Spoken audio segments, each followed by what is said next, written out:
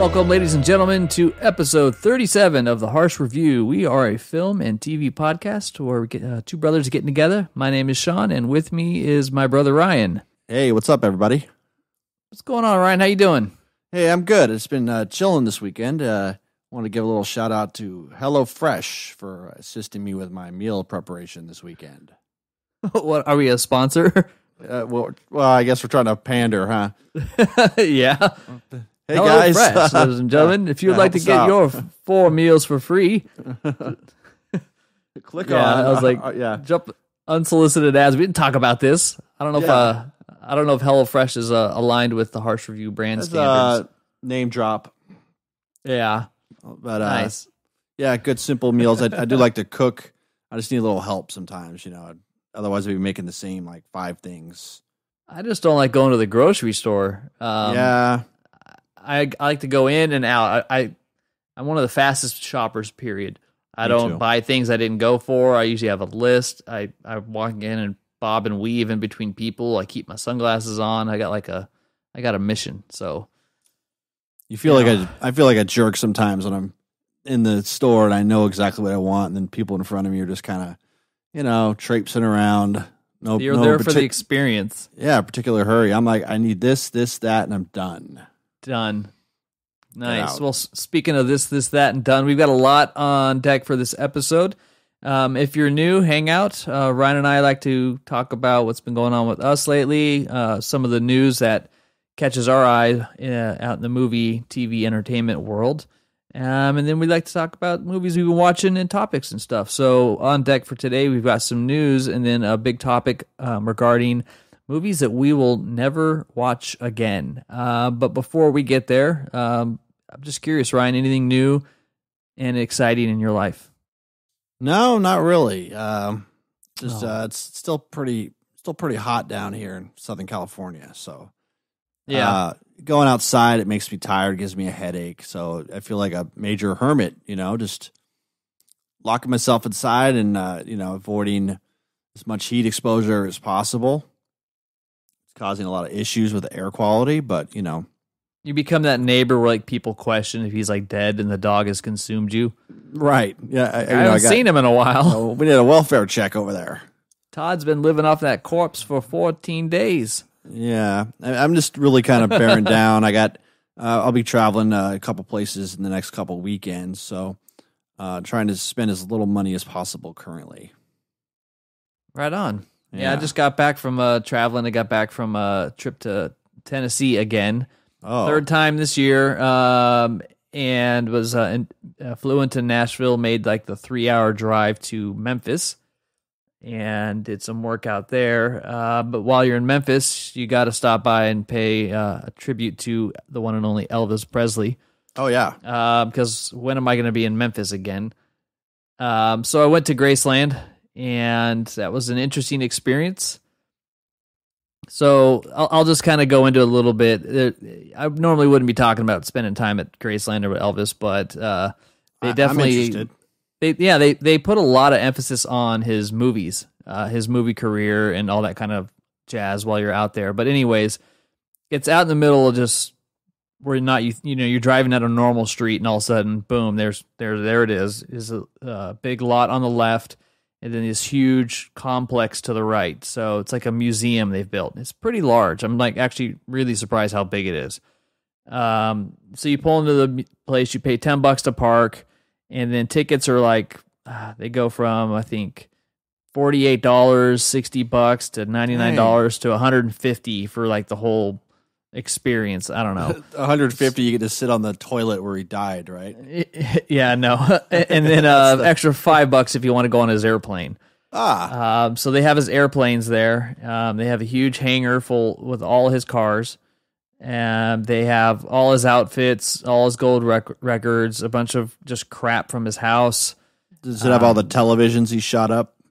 Yeah, they've got everything. I didn't see any shot up TVs, but Anyway, so they kind of usher you into this little room, and you watch a 7-minute Elvis propaganda flick, and then they put you on a little shuttle, takes you across the street over to the Graceland Mansion, and then they kind of usher you through, and it's pretty small. It's not really that big. you definitely kind of walk away with going like, yeah, this is really small. And it's an old, 1900s Southern type home. I think it was built in 1937. You walk in the main entrance, you look to the right, you see big living room area, an area with his piano. You look to the left, see his dining room, and then the stairs that go right up to his bedroom, which has been under lock and key since a couple months or like 2 days after he died. I think he died in 1977. Right. And nobody's been up in there since. And so it's left exactly the way it was when he's died. The only people that can go in there are Lisa Marie Presley. What was the other Presley? What's her name? Priscilla. Yeah. Those are the only two that can approve access. They have one code, and then security has another code. So if someone has to get in, they have this thing to where they have to synchronize their codes. And then nobody's cleaning up there, or like no, it's shut down, and then security has to escort you. They have to film you. They make sure you have no cameras or anything on you, and then they time how long you're in and why you have to go in. You have to submit this huge form.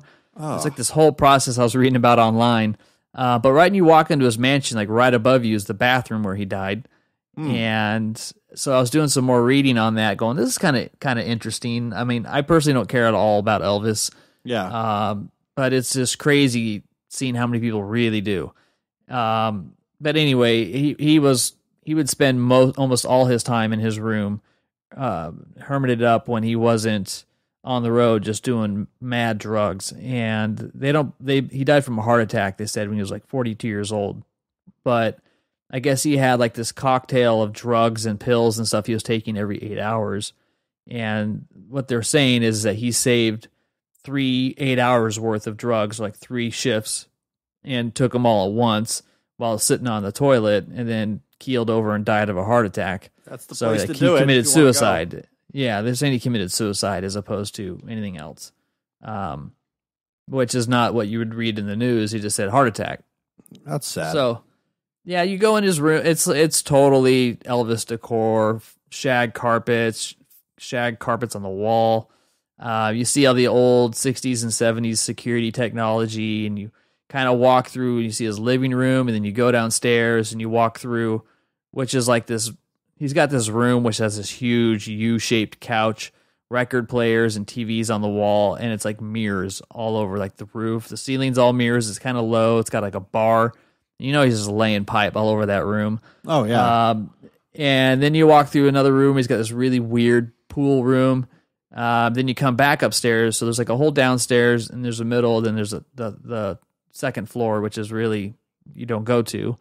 And then you leave the back of the house, and then you go into this little back house where you see like the manager's office was, racquetball court that he's got back out there that he built because I guess he got way into racquetball at some point. There's a huge horse ranch, and then you see his memorial on all the graves. So you see his grave and his parents' grave and all that kind of stuff, and then you kind of leave.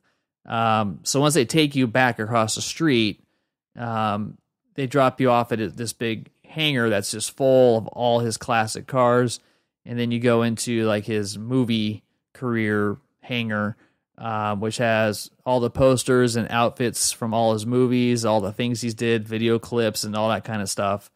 And you just watch all his movies, and they're all just beyond terrible. I mean, I get it. It's like 50s, 60s type stuff.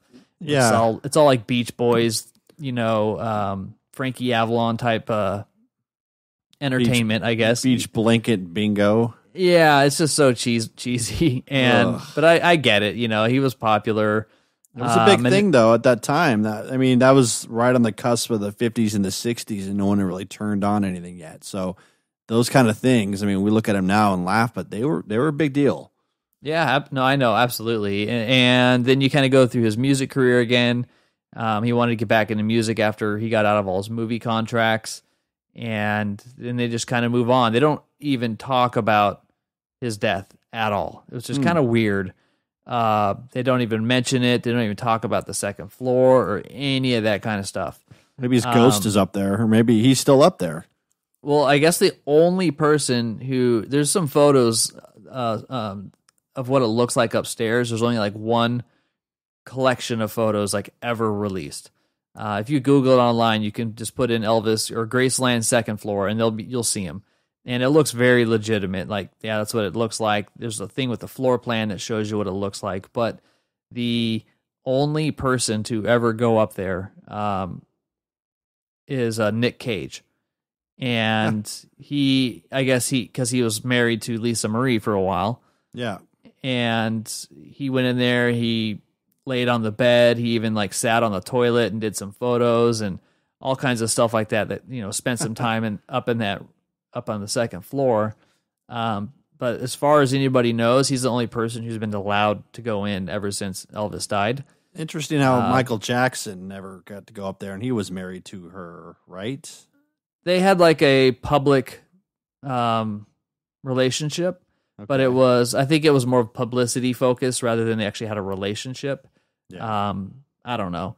And I mean, they even declined like having Bill Clinton go up there and stuff, where he requested a tour of the second floor and all these things. So I'm sure he wanted to do a little more than just go up there. Yeah. It's a little old. I mean, the museum is nice. It's well made, and it's like a little mini Main Street that they have where it's just Graceland. It's so big and over the top, but it's huge. I'm like, are you kidding me? Yeah. And there's a Elvis restaurant. There's the Elvis ice cream shop. There's like 6 or 7 different themed Elvis gift shops, and everybody there is just like drinking the juice. They all look like what you'd think an Elvis fan looks like. And yeah, it's pretty weird. I mean, there's just different kind of clientele being down in the South and just not used to seeing that kind of thing. But yeah. It's worth checking out just to kind of see history and get insight into like the first huge movie star that was also like a music entertainer, and they built this huge shrine and building to him and his career and all that kind of stuff. But he's a weird dude, definitely a weird dude. Interesting, especially in his later life, like his little, the things he got into and just his little habits and idiosyncrasies. It's interesting kind of the newest documentary I think I talked about a while ago didn't really get into that stuff, and I would have loved to hear about that. Yeah, it's how much drugs he was doing, I think, is what another element that they just don't discuss. Mm-hmm. So they tend to love the positives, and they just completely hide and cover up all the weird negative stuff, which I understand. Like, they're protecting his legacy, but it's a little strange, I guess, when you're there. Yeah. But I mean, outside of that, it was kind of fun, and that was kind of an interesting little tour of Hollywood history, I guess, so to speak. Yeah. Nice. Glad you got to experience that. Yeah. All right. Or whatever it was. Did you pick up any souvenirs for me? I did not. I didn't give Elvis a dime beyond admission. But yeah, no. It was all just shit. I mean, it's something. There's nothing in there that was like nice. You'd think they'd have like nice gifts or something. It was just mass-produced cheap crap with his face and name all over it. It's just something you're gonna throw away. Yeah. Yeah. So no, nothing. That's all right. All right. Okay. Yeah. But, all right. Should we get on with it? Let's do it, Sean. All right. So let's run through the news before we get to this week's topic. What has caught your eye this week? Hit me. Well, HBO, they've been kind of late to the game and getting to the comic books. So, Disney's got the MCU, Warner Brothers has the DC, Sony's looking to get into the Spider-Verse, even Netflix and Hulu have become involved, but HBO is really yet to be involved until now. So they've just ordered the pilot for the Watchmen TV series from Damon Lindelof, who you might know from Lost and The Leftovers, right? Yeah. So they've officially, they've already filmed the pilot. No one really knows like what it's about. It's not going to follow the movie, so it's going to kind of do its own thing. I don't think it's set in New York, so there's a lot of mystery around this.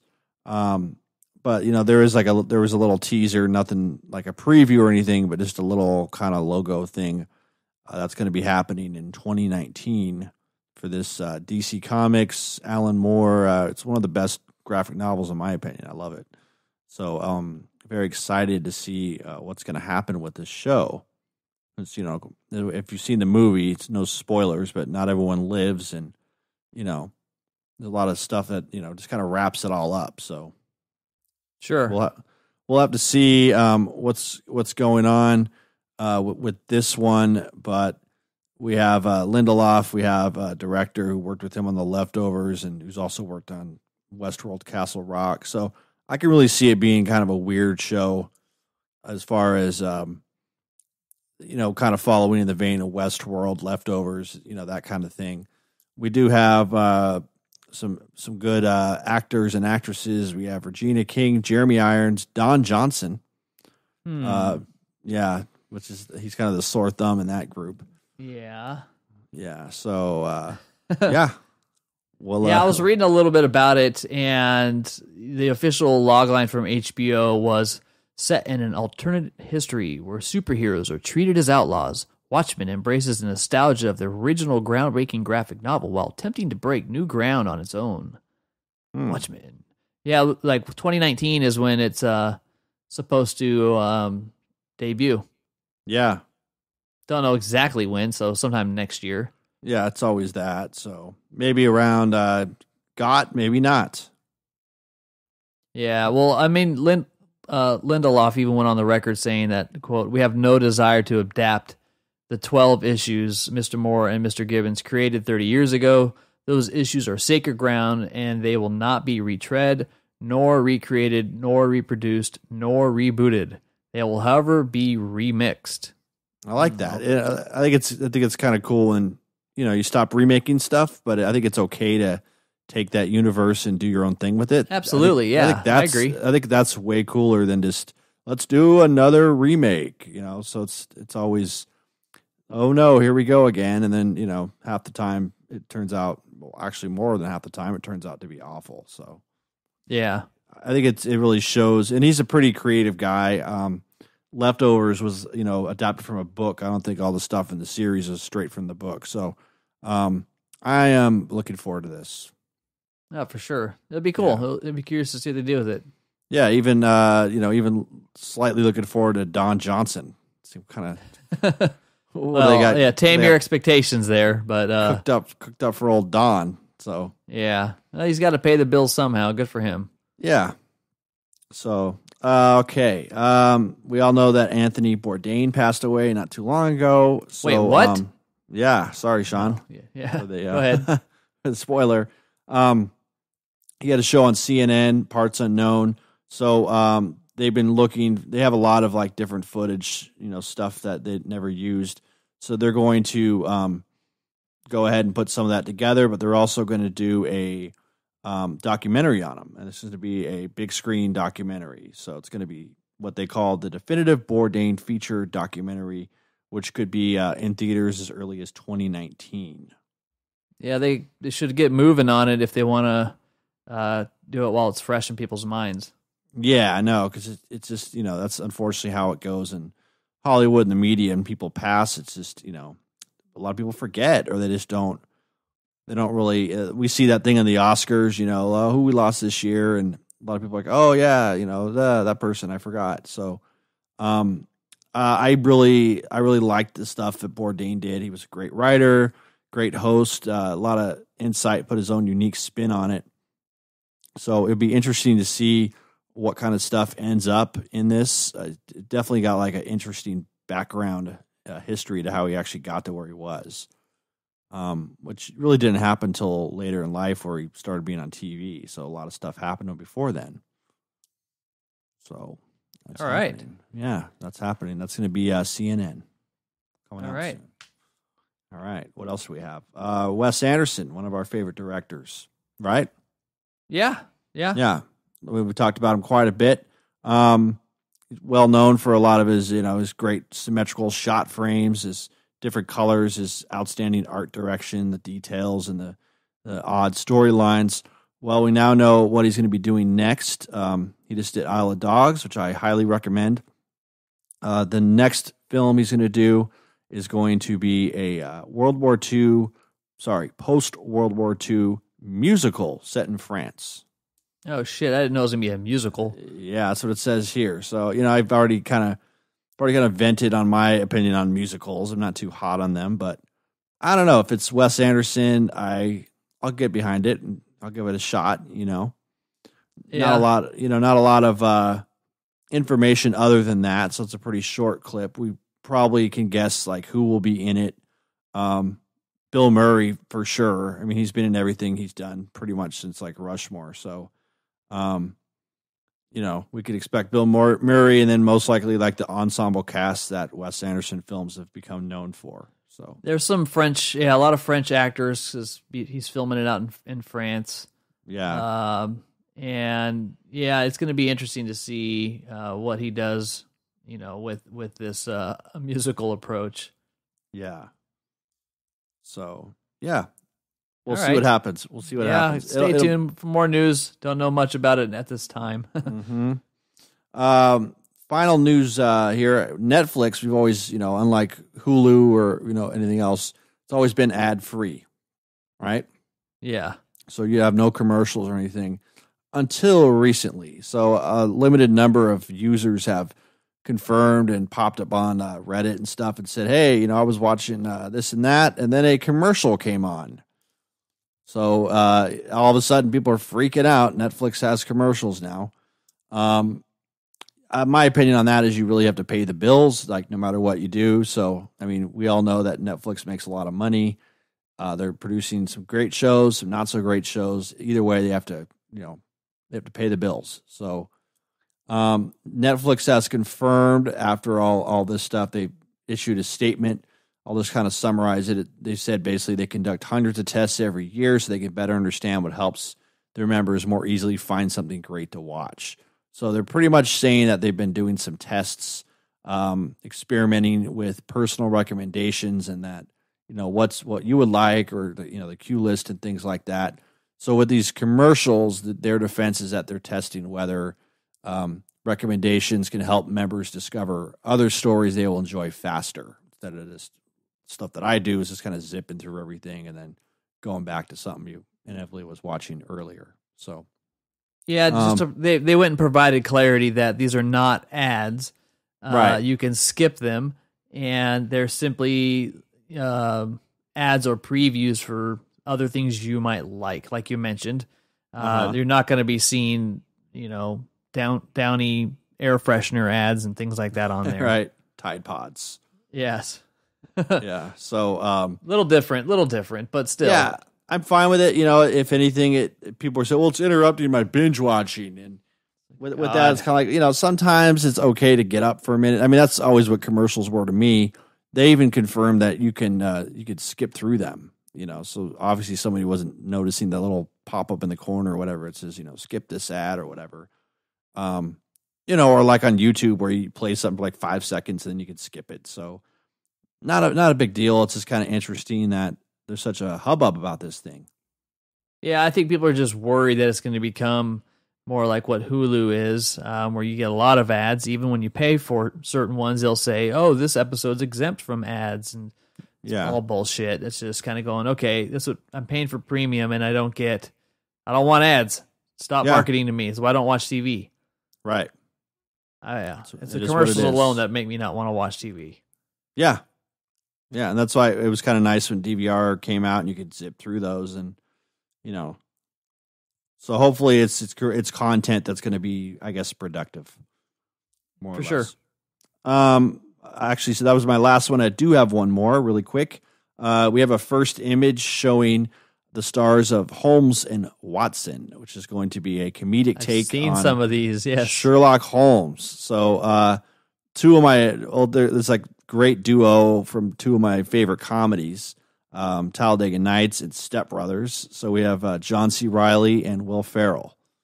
That would be Will Ferrell playing Sherlock Holmes and John C. Reilly playing Dr. Watson. So this film is going to be due out. It was supposed to be out in August this month, but it's been bumped to December of this year for a release. So we've seen some pictures, wearing the period clothing, Will Ferrell with the pipe. So I don't know. Whenever these two guys get together, it's pretty much comedy gold, I think. So this is going to be something I'm definitely looking forward to. If it's well written, then yes. I'm curious to see if it is or not. Right. But yeah, I'm interested. I'd like to see more. It's not something I might go see in the theater, depending on what else is out at that time and things like that. But I'll be keeping my eye on this one for sure. Yeah. Also stars Ray Fiennes as Moriarty, who's always great. Oh, okay. Yeah. He's awesome. There you go. So, yeah. So that's coming your way in December. All right. Yet another Sherlock Holmes take. Yes, another one. Yep. So that's all I have for the news, Sean. All right. So let's kick it off with what I have on my list here. The late Kevin Spacey Billionaire Boys Club just released. And guess how much money it made on opening day? Not $1 billion. No, take a guess. Any number. I would say 250,000. Okay. I'm being generous. It made $126. Oh no! I was being quite generous, and that's not a typo. $126. Yeah. What's this film about? I don't like the title. Ensemble crime drama. It's also got Ansel Elgort and Taron Egerton in it. But it is bad news. So it's about, I mean, granted, they didn't open it up in many screens, but for the few that they opened it up in, less than 6 people showed up. So it's terrible. And Jeez. I don't know what's going to happen with it, but it's kind of the official, we're not ready to move on yet. That speaks volumes. Yes. Jeez. So it was like at an AMC at Deer Valley 16 in Antioch, California. Antioch, yeah. I don't know what the hell that was. It was in a Lakeville 21 in Minneapolis, and it earned $10 on the Friday out there. Man. It was in like the Bay Area, Yay. Phoenix, Detroit, New Orleans, Hartford, New Haven area, Miami, Sarasota, Florida. But, it's not in LA or New York. It's all in these little other areas where maybe people don't really care, but they do. They don't get the news. I just can't think of any film with an actor of his caliber, regardless of his drama opening at $126. Well, a very unfortunate title considering the trouble he's been getting himself in. Yeah, Billionaire Boys Club. Yeah. Womp, Sounds like something he started himself. I know. So that caught my eye. And what else caught my eye was a movie coming out called Hard Powder. It is the next Liam Neeson movie. It's a snowplow action movie. Here we go. Taking on a snow. Just like that movie you made me watch, The Commuter. No, what was it called? The Commuter. Right? Yeah. Okay. Taken. It's like every incarnation of Taken. So we have Taken on a train, Taken on a plane, nonstop. We have Taken on a snowplow now. Hard Powder. Yeah, it's a remake of a 2014 Norwegian film, In Order of Disappearance. And it's basically a snowplow driver going up against a drug cartel. So, Mr. Plow. Yeah, we don't. I read on what was it? Slashfilm.com. Their closing lines to their little quick article was, anyway, we now know when this miracle will hit theaters. So they call it a miracle. When will it be out? February 8th. And it's put on like Christmas. Yeah, well, he's playing a character named Nels Coxman. Nice name. So, yeah. The title kind of sounds like a porn movie, and then the lead actor kind of sounds like a porn star. So yeah, it's Hard Plower. Nels Coxman and Carl Hungus. Yeah, it's a local snowplow operator recently named Citizen of the Year of his small Colorado ski town for keeping the roads open through the winter. Nell's quiet life with his wife, who's played by Laura Dern, abruptly spins out of control when her son is unjustly murdered by a local drug cartel, and taking the law into his own hands with the only tools of an outdoorsman and snowplow driver. Specific set of skills. Sets out to find those responsible, but inadvertently ignites a gang war that threatens to engulf the town. So he's going to water somebody. He's gonna waterboard somebody with a bag of rock salt or something. I don't know what's going on. Hitting people He's gonna have upside the those- head with shovels. Those giant aluminum shovels, that they use. Yeah, So it's gonna be, I don't know. it's gonna be great. Yeah. Admit it. Well, the original movie, the main character was what's his head, the Stellan Skarsgård. Oh, okay. So he played it in the original Norwegian flick. So I don't know. We'll see how that kind of goes. But Check it out. February 8th, yes. Mark your calendars, people. Yes, you heard it here first in the Hosh Review. Hard Powder. Starring Larry Neeson. Larry, yeah. Oh, I don't know. Was it Larry?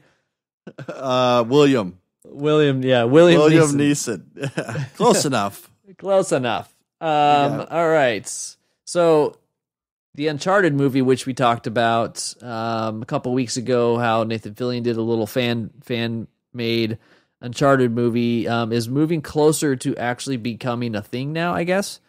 And their lead for it is Spider-Man, and Tom Holland, I believe, is his name. Yes. So they're grooming him to be the lead in the Uncharted movie that they have Seems coming kind out. of young. Like kind of young. He's you know? young and skinny, and I mean, he's I good think for Spider-Man, but he's got the charisma, and I think he has the humor part. But he's gonna have to get jacked, or at least get a little bit more fit. yeah.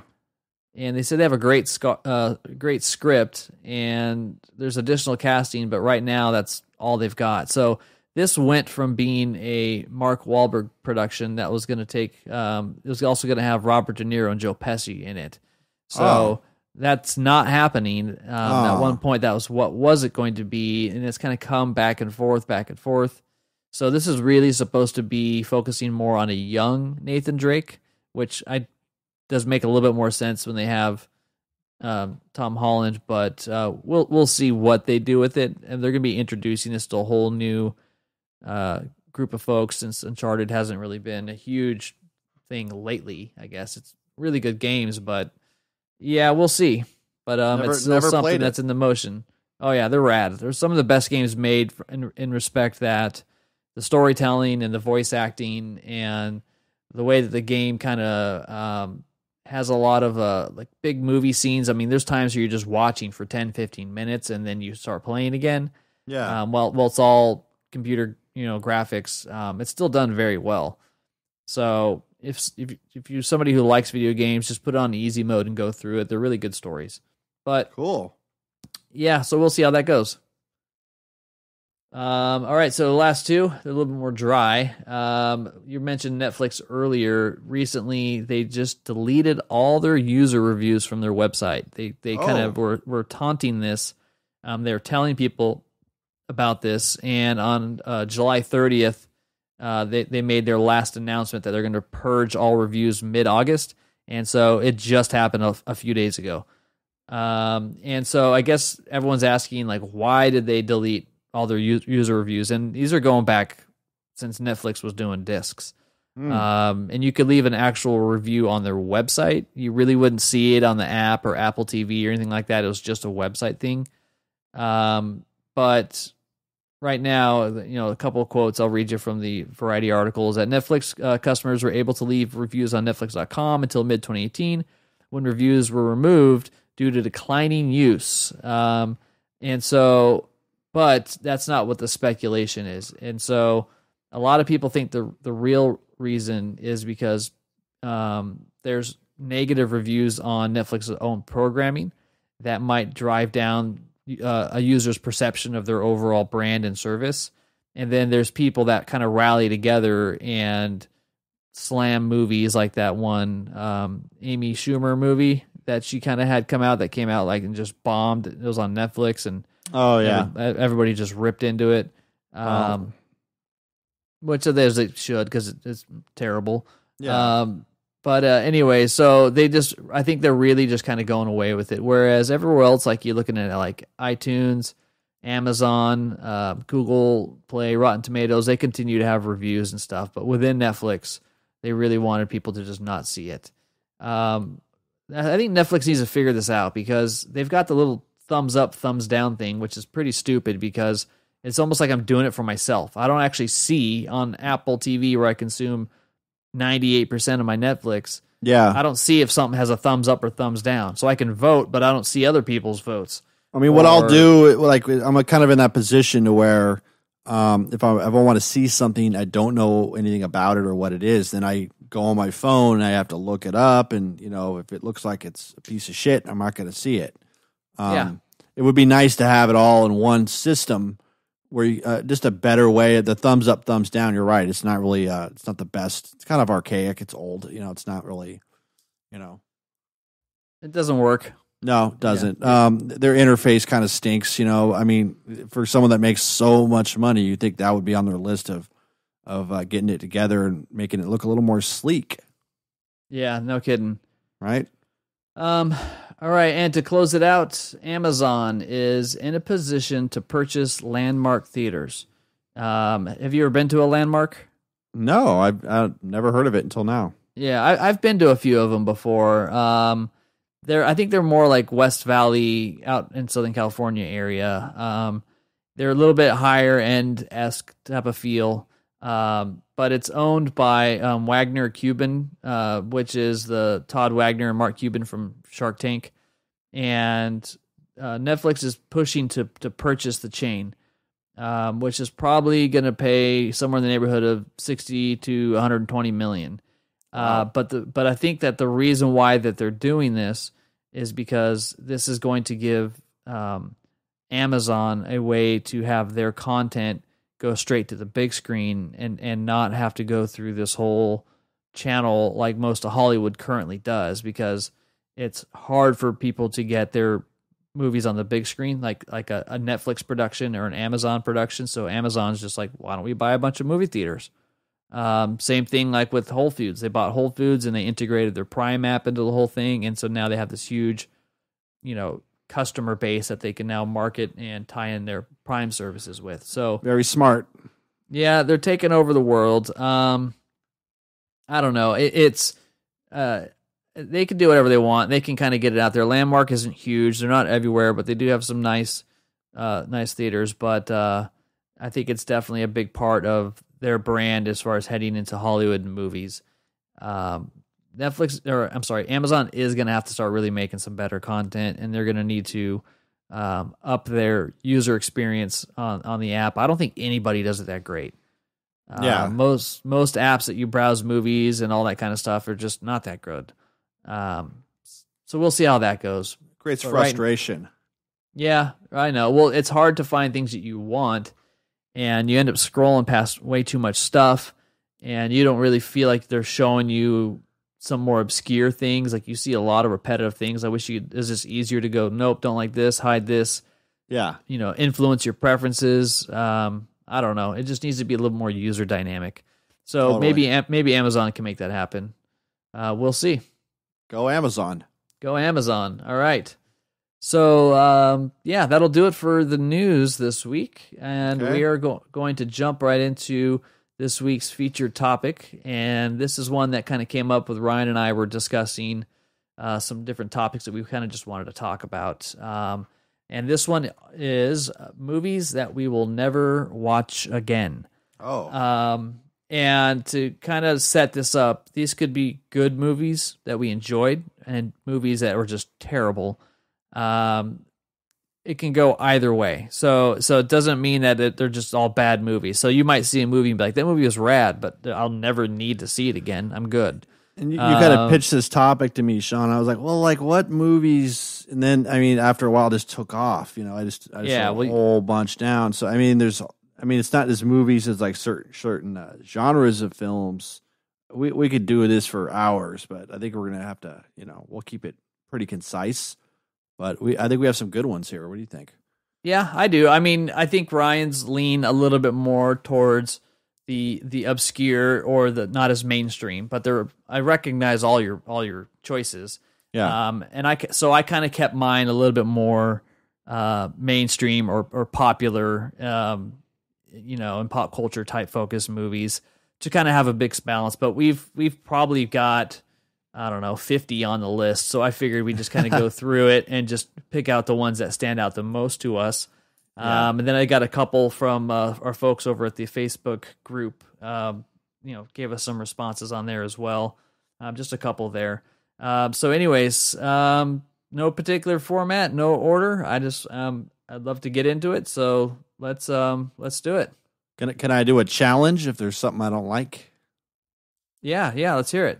Okay. Well, I mean, if you say something and I'm like, why? Of course. I have to ask you to kind of explain yourself. If I don't agree, I'm going to let you know.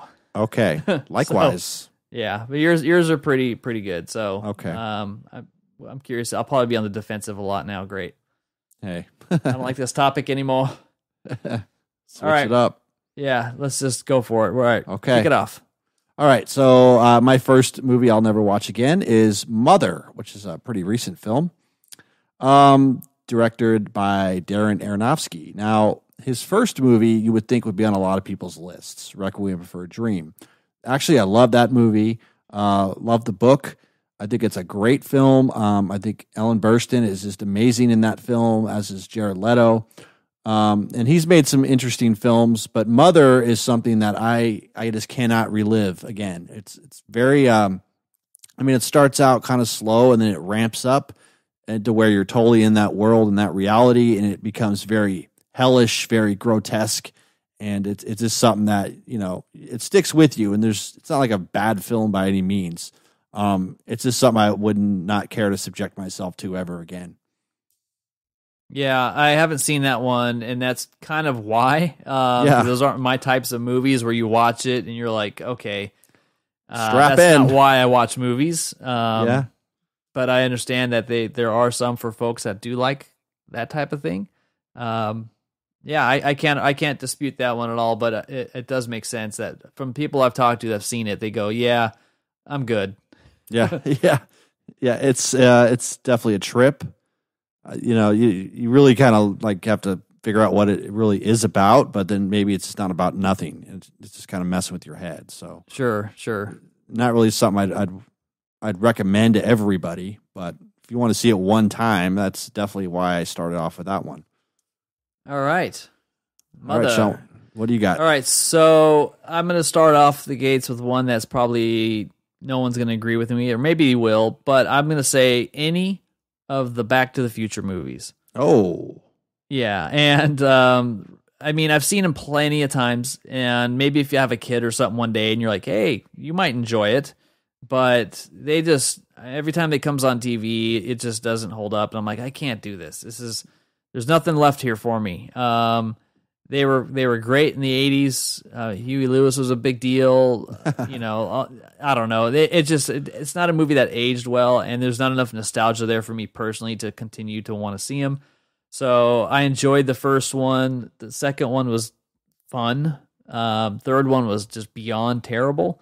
Yeah. So I think that people are a little bit more starry-eyed when it comes to them because it was a kick-ass 80s movie, but try watching that trilogy again and being like, yeah, this is badass. I mean, it just doesn't age. But if you're a kid, you haven't seen them, or you're going to watch them with your kids or something, it's a good family movie. But for me, I could never watch them again and be totally cool. It's one of those things that it gets progressively worse, as it goes on in terms of the sequels, which is kind of unfortunate. But well, a movie about the future, or in this case, the past, and vice versa, it now that we're in that future, where I think it was 2017 was the almanac year or whatever from the second movie. Yep. And it looks nothing like that, so I feel totally ripped off. Yeah.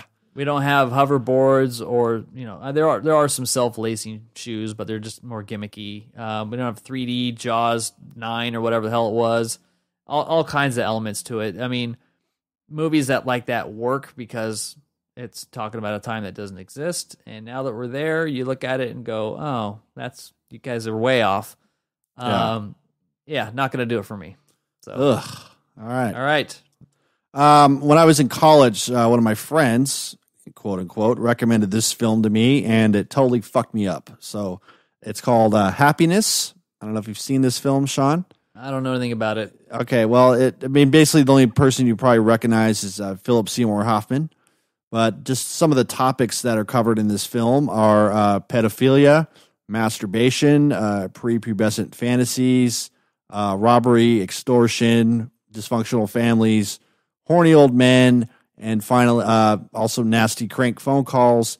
And then finally, using an ejaculative fluid as an adhesive to put a postcard on a wall. So it's pretty messed up film, very disturbing. They even made a sequel to it, which I don't understand why they did that. But yeah, if you really want to mess someone's head up, then tell them to go see this film, Happiness. Wow, this really makes my list look shiny, too. It's got really dark over here. Yeah, I didn't hold it up. Yeah, it's a pretty messed up film. Yeah, happiness here. No, I think the title is slightly ironic, but yeah. Okay, Happiness. Haven't seen it, but if you guys have, I'm sure you watch it. Feel the same way. Just don't watch it. All right, so let's pivot. Here's another popular one that I could never see again and be totally cool, and that is Terminator 2. Ah, I know, right? Why? Really thought about this. The special effects, or no? It's just it.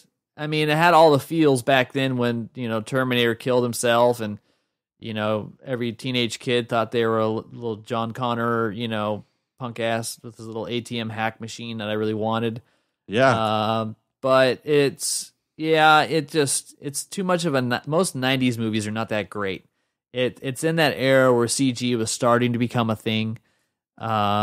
It really was a huge movie back in the day. I mean, Guns N' Roses would kick ass on the soundtrack. Oh yeah. It had a lot going for it, but I've seen it enough where I'm good. Don't need to watch it again. I'm totally happy. Okay. So it's not a bad movie that, like in your case, you've seen things that emotionally damage you. These are mine are more like, I don't need to see that again. I'm cool. Might explain a lot, right? Yeah, it's starting to make more sense there, brother. Here we go. So Terminator 2 is another one of those that I enjoyed it. It was a fun ride while it lasted, but I'm good. Okay.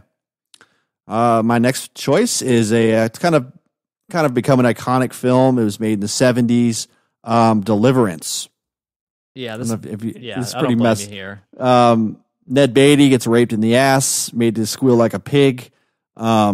Very kind of scary, nightmarish film. It takes just this crazy turn. It's like you got Burt Reynolds and John Voight and Ned Beatty and the bad guy from RoboCop. They go out on a little canoe trip and then they get sidetracked by some hillbillies and things just go really bad from there. So, I mean, in itself, it's a horror film because if these things could really actually happen, but it's something that I wouldn't kind of put myself under again. So I don't know. You've seen this film? Yeah, it's an interesting story. When you think about it, it's a good story, and the film's well made. It's definitely got that creep factor to it with that weird looking banjo player. But I haven't been to the South until earlier this year, and I've been 4 times within the last year. And when I was in New Orleans earlier this year, I went and did a swamp tour on the border of Mississippi and New Orleans. And I know I'm not deep in Alabama territory or anything like that, but just getting off the outskirts, I mean, everything I'm looking at, my main reference was Deliverance. So that's why this movie it's done its job because it kind of sticks with you as a frame of reference for everything. Yeah, but it's not fair to the Southern culture and all that. But when you start seeing folks rolling up with just overalls and that's it, and I saw many country boys just full on fit that stereotype, and you're like, uh-oh.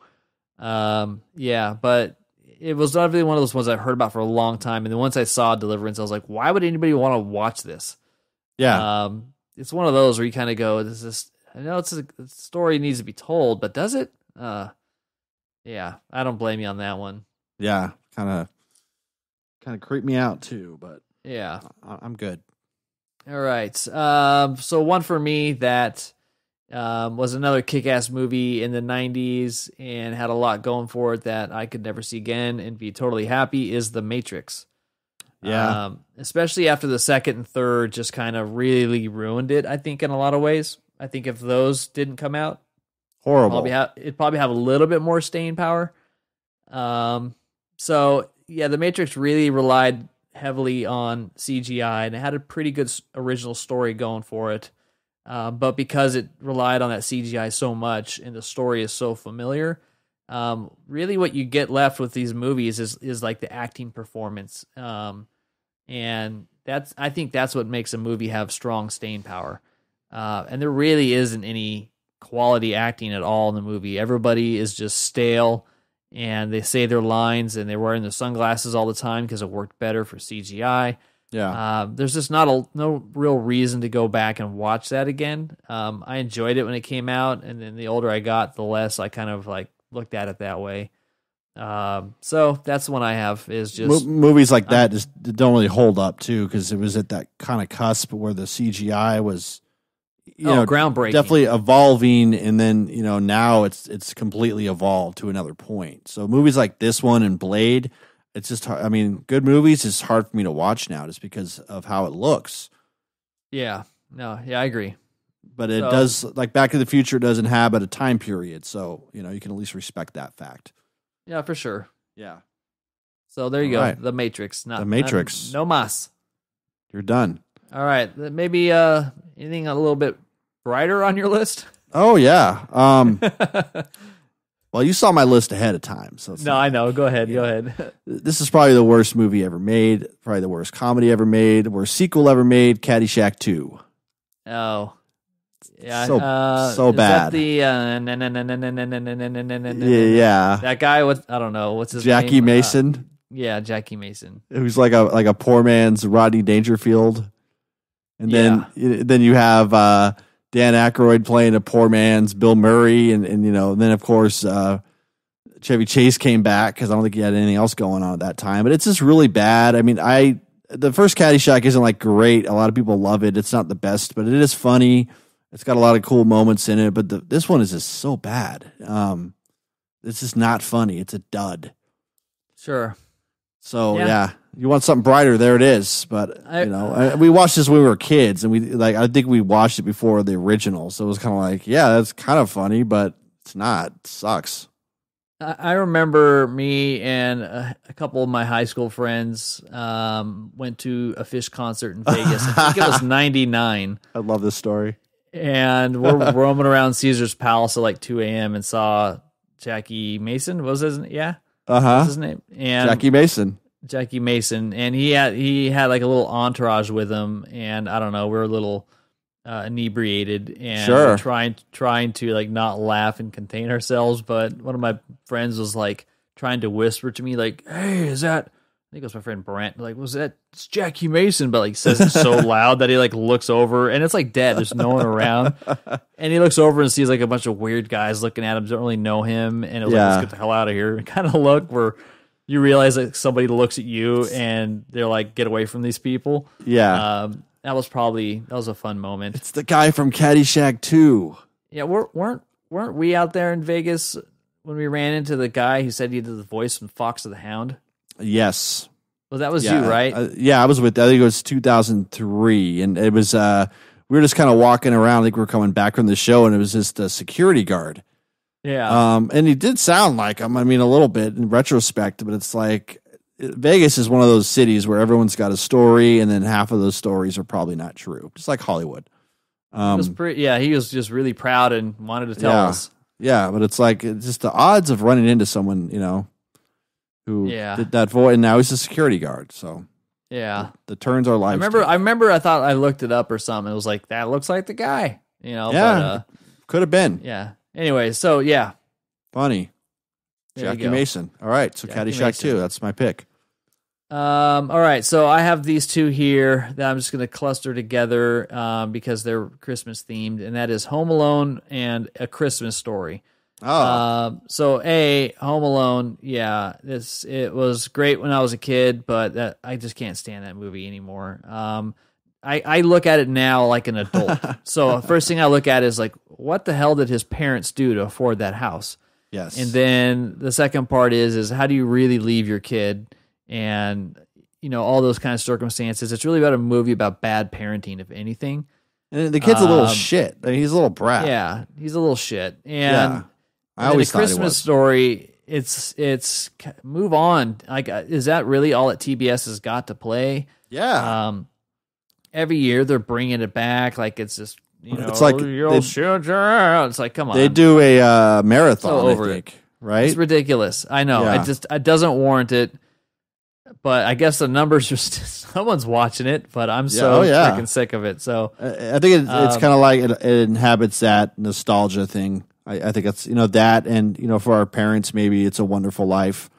yeah. Those two movies kind of inhabit that whole nostalgia thing. But yeah, there is such a thing as overkill too.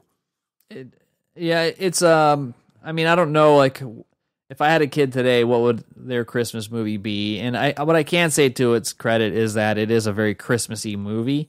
It stays on point. It's simple, but it's still an old movie. And even when the movie was made, it was still done as an old movie. So if I had a kid, my Christmas movie would probably be Bad Santa and Die Hard. You're gonna say that, yeah. I'd wait a couple years before exposing the child to Bad Santa. Yeah, I can't handle many Christmas movies, and even the Elf is pushing it. Right. Yeah. So there you go. I can't, and those are movies that I'm just like, yeah, no way I'm going to sit through those again. Yeah. All right.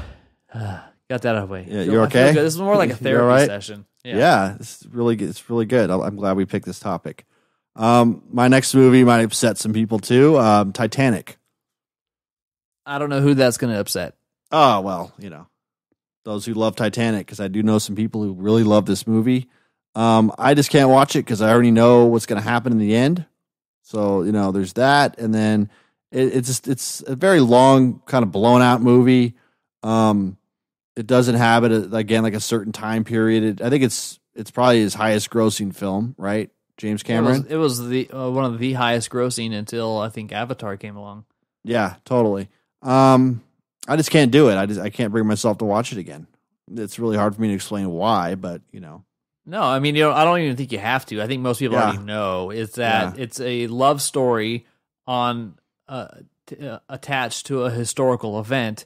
I went to the movie to see like the historical event, and I get it. They attached a love story to it. It's funny because that is actually a formula now and has been. And it worked so well for the Titanic that they really started doing it with everything. You started seeing it with like Pearl Harbor. I mean, I think Armageddon came earlier, but most of the disaster movies or those types of themed movies, they connect with like these main characters and tell their story through it, which leads to more box office success. But it's not really what I want, I guess. I don't know. Yeah. So I don't blame you on that one. Titanic's it's a hell of a commitment. Yeah.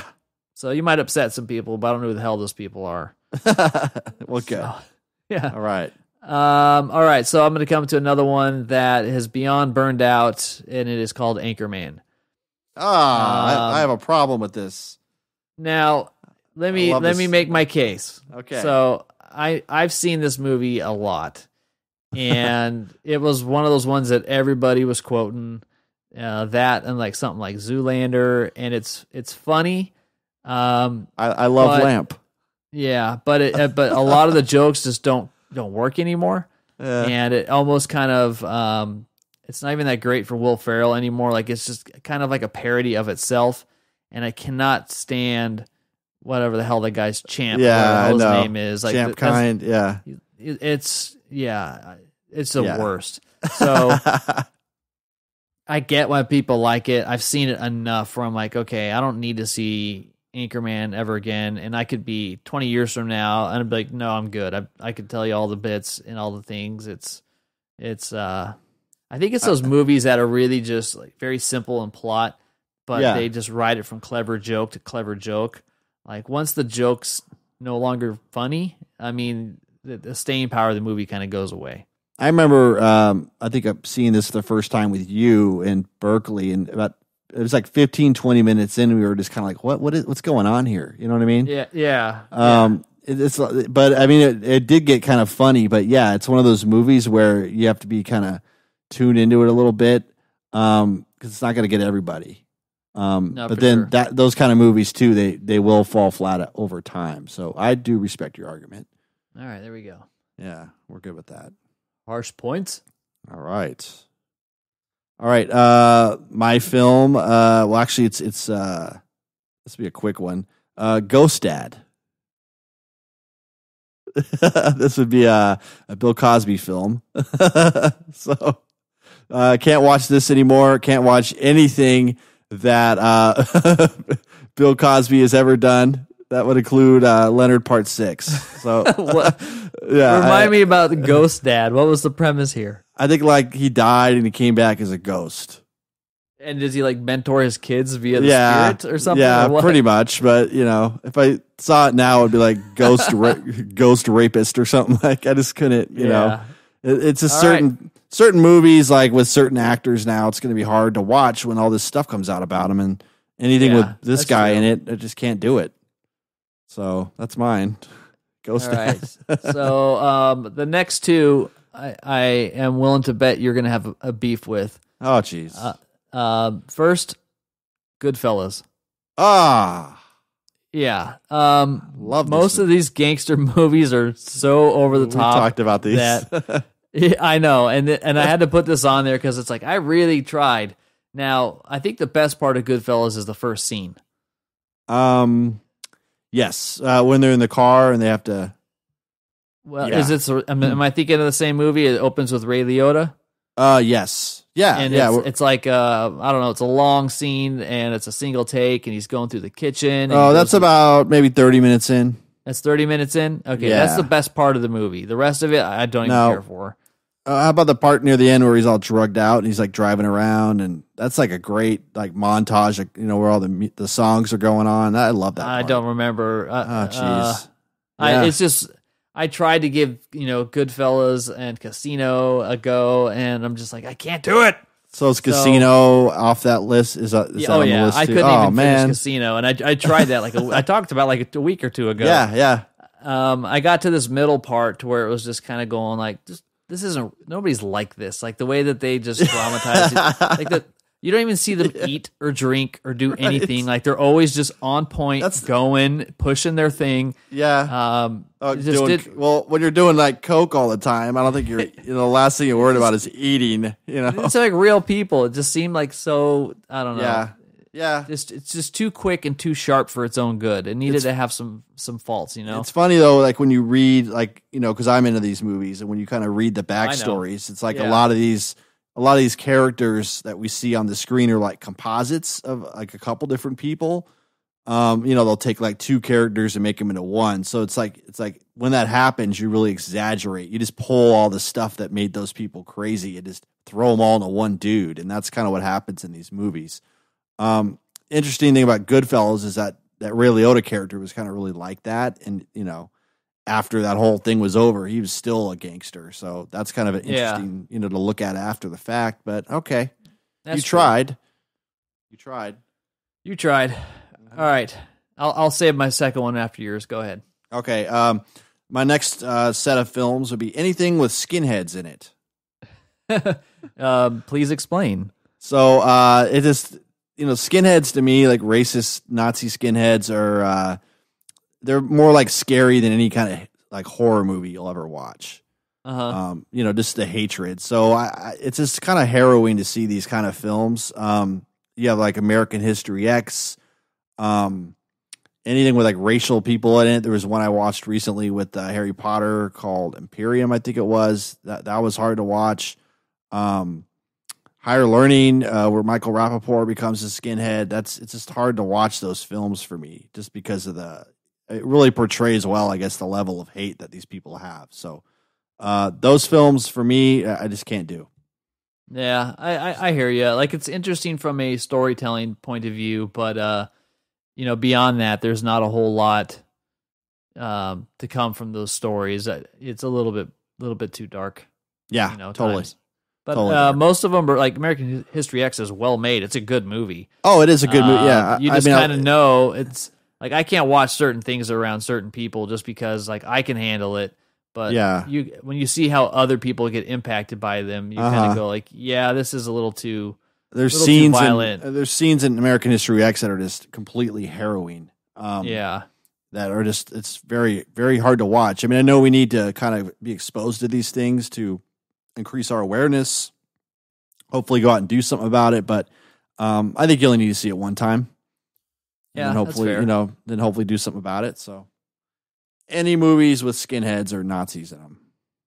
Well, not Nazis, but, like racist skinheads. So like okay, so like Raiders has got Nazis. Yeah, I do like Glorious Bastards. That that has got the Nazis in it Nazis. too. The Nazis. Nazis. All right. We're in the Nazi killing business. Okay, so my next movie is Reservoir Dogs. Ah, I know. I can't fucking stand this movie. come on, man. I've seen it a handful of times. I can't stand you. Yeah, well, This is the last podcast we do together, Sean. maybe that's the point. We're going all out. That's why you picked this one. The reason All why I picked Reservoir Dogs is because it's too damn clever for its own good. And I just said that. I get it. But it's the like, I don't really care about any of that kind of characters. The scenario's okay. Like,